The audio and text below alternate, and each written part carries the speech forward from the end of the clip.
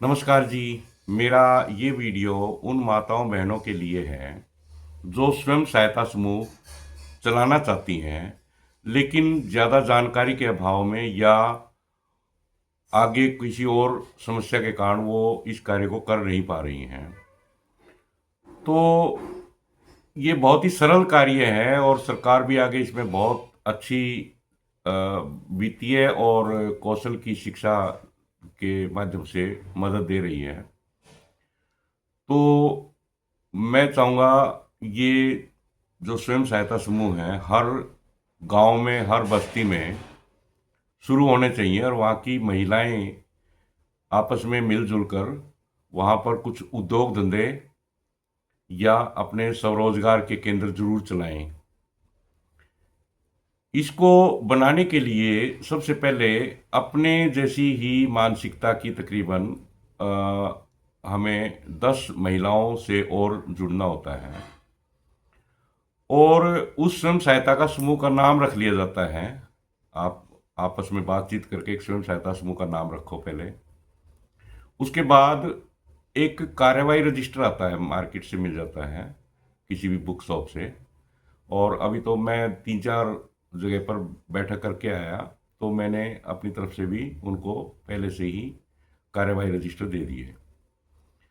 तो वो कार्यवाही लिखनी जरूरी होती है और समूह में 2 या 3 पदाधिकारी नियुक्त करने जरूरी हैं। उनमें से ही एक जैसे अध्यक्ष हो जाते हैं, जिसके जो आगे सारा सभी को मार्गदर्शन देंगी, और एक कोषाध्यक्ष जरूरी है। उसके अलावा आप सचिव, उपाध्यक्ष और सदस्य रख सकते हैं।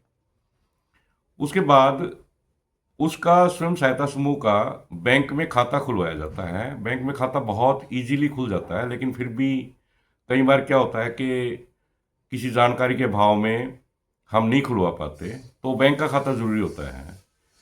उसके बाद जो तीसरा चरण आता है इसमें, वो आता है कि उन महिलाओं को आपस में बैठ के ये निर्णय लेना पड़ेगा कि भी हमें आगे किस क्षेत्र में कार्य करना है। यानी कि कुछ महिलाओं का खाने पीने की चीज़ें बनाने का, जैसे गाय के घी के लड्डू आजकल बहुत चल रहे हैं, वो बनाने का अच्छा अभ्यास है और वो उनको आसान भी लगता है, तो वो बनाएं।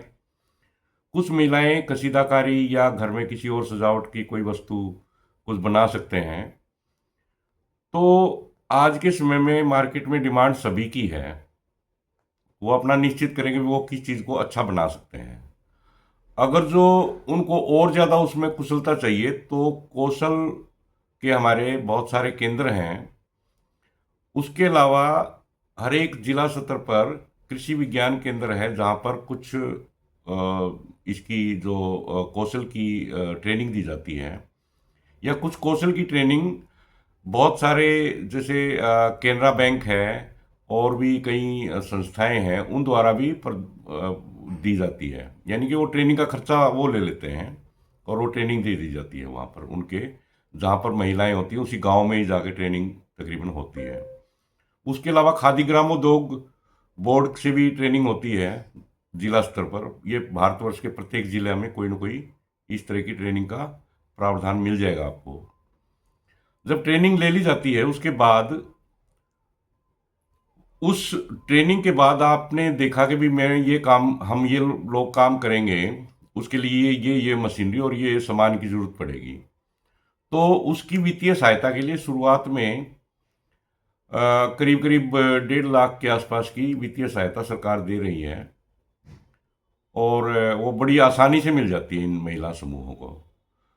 तो वो जो वित्त लिया उन्होंने, जो ऋण लिया उन्होंने, महिलाओं ने, वो उसको अगर जो टाइम पर चुकाती है तो उसमें कुछ सब्सिडाइज्ड भी होता है, यानी कि कुछ ब्याज वगैरह माफ कर दिया जाता है और उनको आगे और कोई बड़ा कार्य करने के लिए भी सरकार फिर बड़े ऋण दे देती है। तो दोस्तों, मैं अभी सरस आजीविका मेले में गया था, जहाँ पर एक महिला स्वयं सहायता समूह से मेरी बातचीत हुई। सिल्क की साड़ी बनाने का उनका कारोबार है और करीब 100 महिलाएं इकट्ठी होकर वो कार्य कर रही हैं।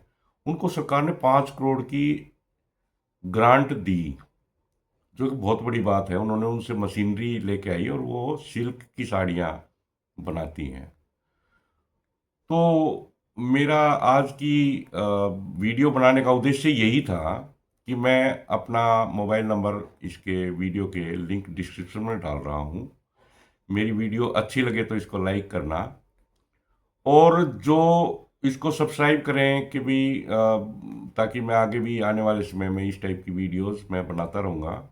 अगला मेरा जो संस्करण होगा वो उन महिलाओं के लिए होगा जो ये कार्य करके सफल हुई हैं, ताकि दूसरी महिलाओं को उससे मोटिवेशन मिले, मार्गदर्शन मिले।